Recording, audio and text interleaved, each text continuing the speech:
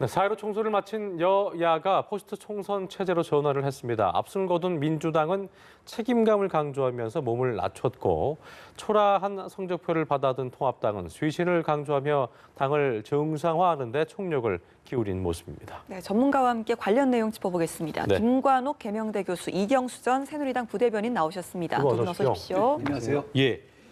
어제 여야 회단식이 있었는데 일단 민주당 표정부터 살펴보겠습니다. 총선을 압승했지만 뭐 부담도 좀 있을 거고 이래저래 표정 관리를 좀 하는 모습인데 겸허한 자세와 신중을 강조를 했습니다. 그러면서 이제 특히나 옛 열린우리당의 어떤 그 아픔을 소환했거든요. 그렇죠.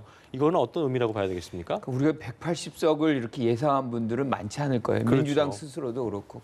그 얘기는 국민들이 전폭적으로 지금 지지를 해준 거거든요. 그 얘기는 다시 얘기하면 기대를 또 높일 것이라는 그렇죠. 얘기죠. 국민들은 이제 높은 기대를 갖고서 이제 민주당이 어떻게 할 것인가를 볼 텐데 따라서 높은 책임감을 또 같이 담보해내야 되는 상황에 있는 거죠. 그런데 우리가 지금 이해찬 대표가 과거 2004년을 얘기하는 거는 당시에 이제 노무현 전 대통령의 탄핵에 대한 반발로 사실은 어떻게 보면 탄돌이라는 얘기 들어가면서 152석을 이제 가져가는 그런 과반을 넘기는 장면들이 벌어졌는데 예. 그 당시에 있었던 것들이 거의 갑자기 108명이 초선이 만들어져요. 예. 그러다 보니까 백가쟁명의 뭐 얘기들이 나오고 굉장히 혼란스러운 장면들. 그러면서 하고 싶은 것들을 막 밀어붙이고 일방적으로 가고 그런 것들이 국민들에게 그렇게 이게 원만한 국정 운영이다라고 이렇게 느껴지지 않았던 거예요. 그러다 예. 보니까 2007년, 2007년 대선, 2008년 총선 계속해서 지는 결과가 나왔기 때문에 네. 그것에 대한 반성의 어떤 장면들 그리고 마침 우의종 시민당 대표가 사실상 윤석열 총장에 대한 어떤 거취 문제라든가 국보법 문제라든가 네. 이런 것까지 다 거론하는 장면들이 벌어지니까 이 민주당 지도부가 굉장히 좀 경계하고 겸허한 자세를 좀 강조했다 이렇게 생각합니다. 지금 뭐 김 교수님 얘기하신 것처럼 이경수 대변인께서도 그 시민당에서 나왔던 발언들 이런 것들 때문에 더 자세를 낮추고 좀 더 그런 모습을 보인 거라고 보세요? 어떻게 좀 보셨어요? 저도 김 교수님 말씀 전적으로 다 동의하고요. 지금 이제 이번에 선거 결과가 예. 180석이라고 하는 거의 선진화법을 무력화시킬 정도의 많은 의석을 몰아줬거든요. 예. 근데 내용을 가만히 따져보면은 표 차이를 득표수를 보면은 1,400만 표 대 1,200만 표 다시 말해서 불과 200만 표 차이밖에 안 됐어요. 그러니까요. 그 얘기는 무슨 얘기냐면은 이 선거 결과가 다르게 해석한다면 지금 여당이 잘해서 국민들이 지지를 해준 것이 아니고 야당이 너무 못했기 때문에 거기에 대한 반발로 해가지고 어떻게 보면 저는 동의하기 어렵지만 야당 심판이 사실상 이루어진 거거든요. 그렇게 따질 때 이 부분에 대해서는 앞으로 혹시라도 선거 결과가 어떻게 이제 선거 결과가 났지만 혹시라도 선거 사범이 지금 언론에 보도되면은 검찰에 이제 고발된 숫자가 한 70명 이상이 검찰에 고발돼 있다 그래요. 예. 그러면 이 결과가 당장 이제 어떻게 재판 결과 나올지 모르겠지만 내년 4월에 있을 보궐선거도 있고 이렇게 해가지고 국민들이 또 다시 어떤 선택을 다 할지 모르는 것이요. 그렇기 때문에 여당 입장에서 볼 때는 지금의 180석에 만족할 것이 아니라 여기에 지난 정말 아닌 게 아니라 2004년에 그 쓰라린 경험을 철저하게 반성을 해서 더욱더 책임감 있고 그다음에 야당에 대해서 협치를 하고 끌어들이고 하는 이런 모습들을 보여주지 않고 지금 우의종 대표가 페이스북에 썼듯이 예를 들어가지고 윤석열 총장의 흔들기를 한다든지 네. 아니면 국가보안법을 섣불리 개정한다든지 이런 식으로 해가지고 나오면은 국민들은 또다시 마음을 바꿀 가능성이 있다. 이 점을 정부 여당은 반드시 기억할 필요가 있다. 저는 이렇게 보고 있습니다. 예. 이번 국회에서 김용민, 김남국, 최강욱 대표로 좀 의원으로 분류가 되는 친조국 그룹들이 국회에 대거 입성을 했잖아요. 그러다 보니까 좀 검찰총장 압박에 대한 퇴진을 위한 압박도 좀 커지는 것 같은데 윤 총장이 이제 검언유착 의혹에 대한 수사 지시를 내리기도 했습니다. 아무래도 의식을 좀 하는 거겠죠? 아무래도 그렇죠. 그런데 윤석열 총장은 원래 고소고발이 있으면 일관되게 수사한다. 그래서 윤석열 총장이 지금 해야 될 일은 그냥 성실하게 수사에 임하고 검찰이 해야 할 그렇죠. 일을. 해야 될 일을 그냥 하면 되는 것이고요. 지금 김남국 당선자나 김용민 당선자 같은 경우도 사실 어떻게 보면 조국 전 장관의 어떤 과의 관계 뭐 이런 예. 것들이 어떻게 보면 정치적 성향을 지금 규정을 하고 있거든요. 그래서 검찰을 압박하고 또 윤석열 총장에 대한 어떤 견제가 굉장히 강할 것이다 이렇게 예상을 하는데 그것 또한 민심이라고 저는 생각을 해요. 왜냐하면 이분들을 뽑은 거는 국민입니다. 그러니까 윤석열 총장 견제하라는 의미도 그 안에 내포돼 있다고 생각을 해요. 그래서 그분들은 법제화를 통해서 검찰 개혁이 열심히 하고 또 견제도 열심히 하고 즉 각자가 열심히 주어진 역할을 하다 보면 국민들이 그 안에서 판단하지 않을까 이렇게 생각합니다. 7월에 이제 공수처가 출범을 하는데 뭐 1호 수사 대상이 윤석열 총장이 돼야 된다 이런 이야기까지 나오더라고요. 매우 잘못된 그 의식의 표현이라고 저는 그렇게 생각을 합니다.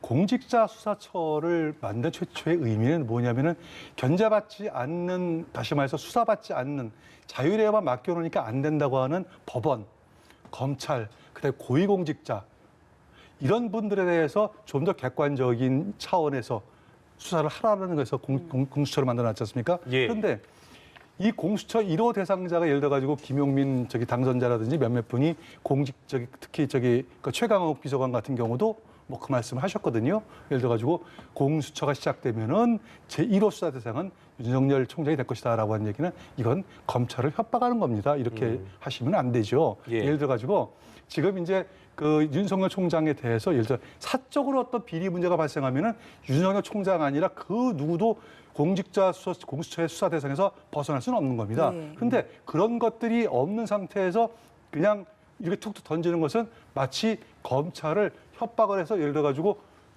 3대 의혹 사건 예를 들어 가지고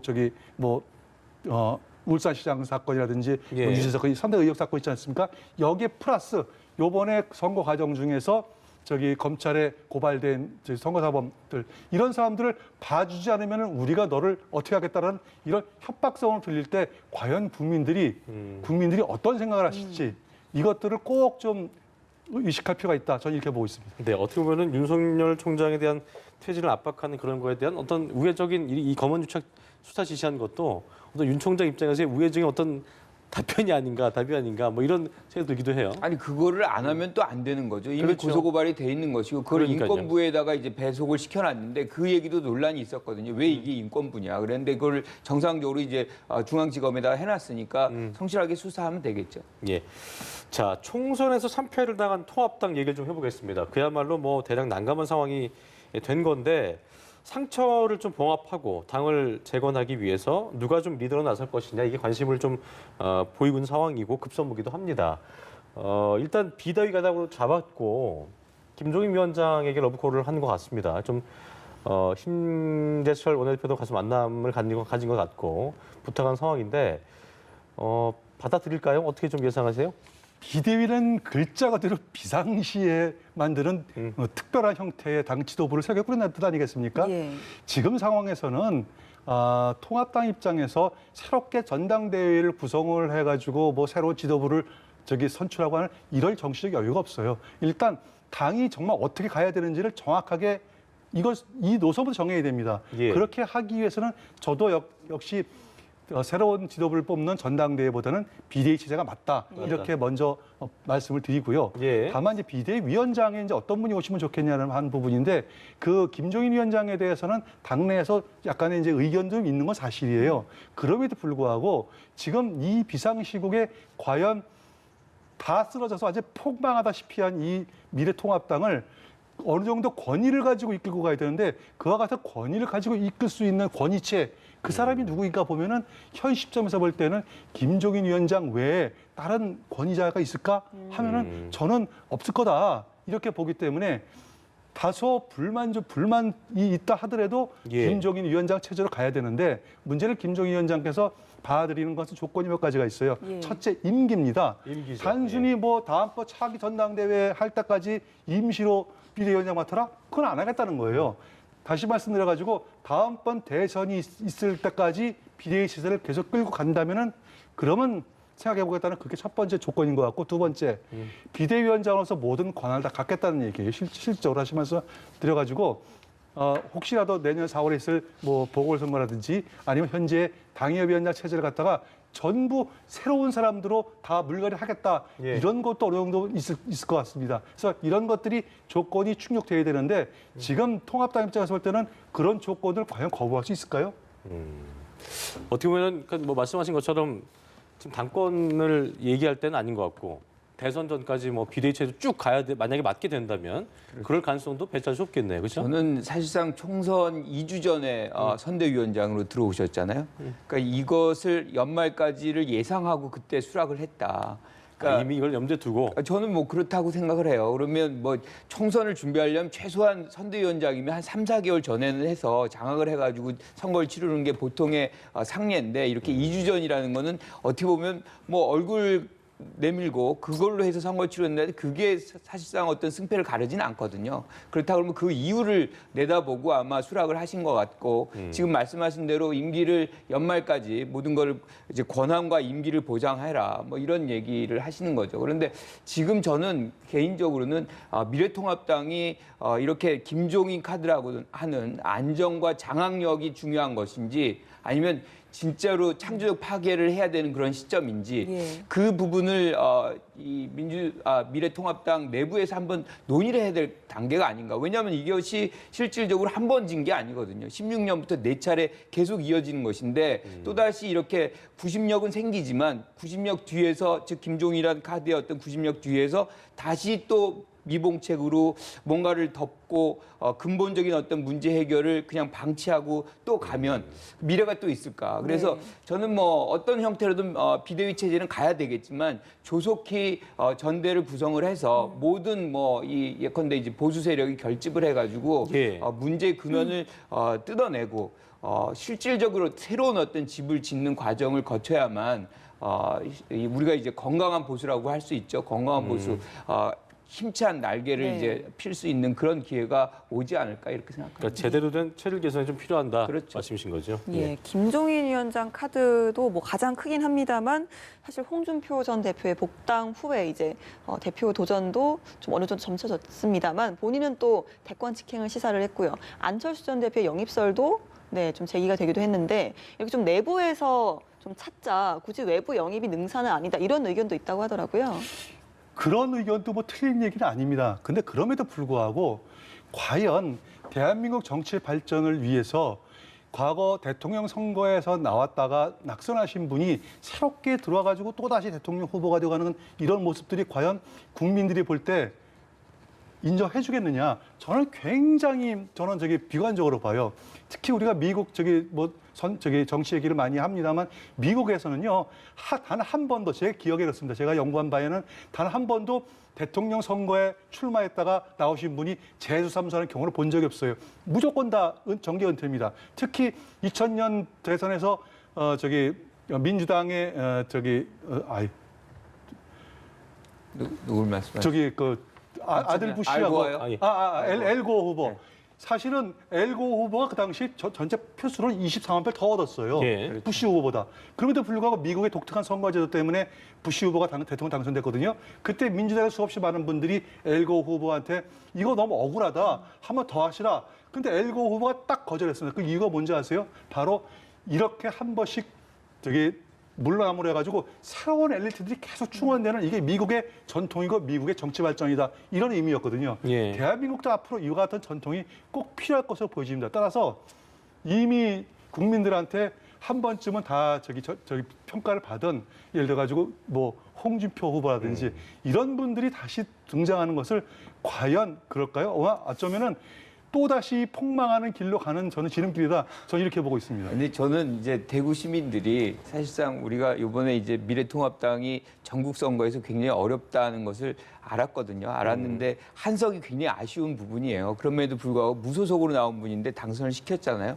그 의미가 유권자들의 의미가 있다고 생각합니다. 그래서 지금의 황교안 체제가 사실상 붕괴됐을 때 그걸 누군가는 이제 대체해야 되고 힘을 모아야 되는데 그런 부분에서 홍준표 전 대표가 힘을 모으라 뭐 그런 취지의 어떤 유권자들의 어떤 의지가 아니었나 이렇게 생각을 하는데 그러려면 저는 홍준표 후보 전 대표가 이렇게 대선에 대한 어떤 관심보다는 당을 재건하는데 좀 더 집중을 해야 된다. 그러니까 당이 뭐 잘 되고 나서야 후보가 그 다음에 선거에 나가서 승리를 하든 말든 하는 거지. 당이 지금 뭐 어떻게 보면 사면초가 있어서 어떻게 될지 모르는 이 장면인데 벌써부터 대선 얘기를 하면 국민들이 바라보기에는 이게 뭐를 뭐 생각하는 것보다는 진짜 자기가 원하는 것만 보려고 한다. 이렇게 생각할 수밖에 없는 것이고 예. 그렇다 그러면 기대를 그렇게 많이 안 걸죠.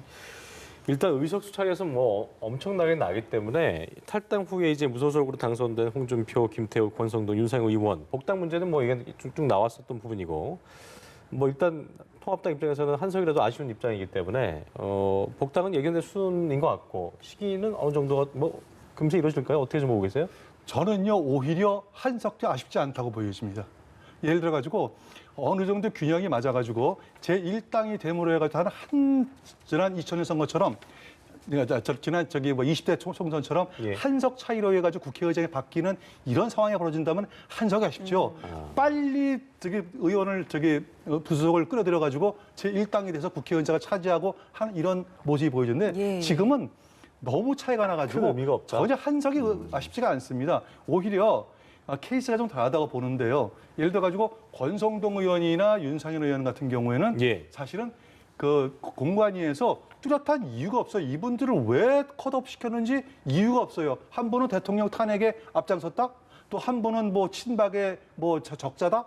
뭐 이건 말도 안 되는 이유가 됐고 다만 김태호 후보하고 저기 홍준표 후보는 당 지도부하고 공관위에서 험지로 좀 나와달라고 권유를 했습니다. 네. 제발 험지에 나와서 이 선거를 이끌어달라. 그 두 분들이 그걸 거절을 했어요. 그러면서 안전한 길로 가겠다. 그렇기 때문에 공석 탈락한 거거든요. 그렇다면은 제가 볼 때 권성동 의원이나 윤상현 의원은 오히려 미래통합당보다는 어쩌면 미래한국당에서 영입할 가능성도 있죠. 하지만 김태호 후보나 저기 홍준표 후보를 지금 미래통합당에서 저기 받아들이겠습니까?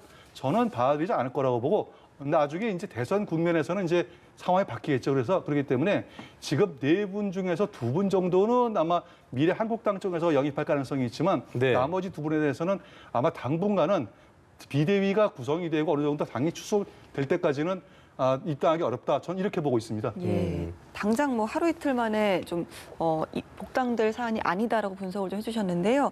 민주당과 통합당 원래 이제 총선이 끝나면 이 위성정당과 합당을 하고 또 해산을 한다고 밝혔었는데 교섭단체로 유지를 할 것이다라는 관측이 나옵니다. 왜 그렇습니다. 좀 별도의 교섭단체로 유지를 하는 건지 이거 뭐 또 다른 꼼수가 아니냐라고 하는데 배경이 뭘까요? 그 더불어시민당 정강에 해산하기로 돼 있어요. 그 따로 이제 이렇게 놔두면 네. 개별 이제 정당을 만들까봐 처음 창당할 때부터 이제 그런 조건들을 만들어놨는데 그것은 그렇기 때문에 사실은 더불어민주당이 비례 후보를 안 냈거든요. 그러니까 국민들은 지금 더불어시민당을 비례대표로 찍고 미래한국당을 비례대표로 찍은 이유는 즉 그 당들이 다시 얘기하면 민주당과 통합당의 비례대표라고 간주하고 찍은 겁니다. 그렇죠. 그렇죠. 그런데 이제 와서 그거를 따로 개별적인 원내 교섭단체로 만든다는 것은 사실 대국민 약속을 저버리는 겁니다. 그러니까 이 이유는 사실상 공직자 추천권을 이제 확보하기 위한 어떤 꼼수인데 예. 이런 부분을 실질적으로 대국민 약속과 이렇게 맞바뀌친다. 또다시 이제 이 꼼수라고 비춰질 수밖에 없는 것이고요. 네네. 거대한 어떤 원칙을 저버리는 겁니다.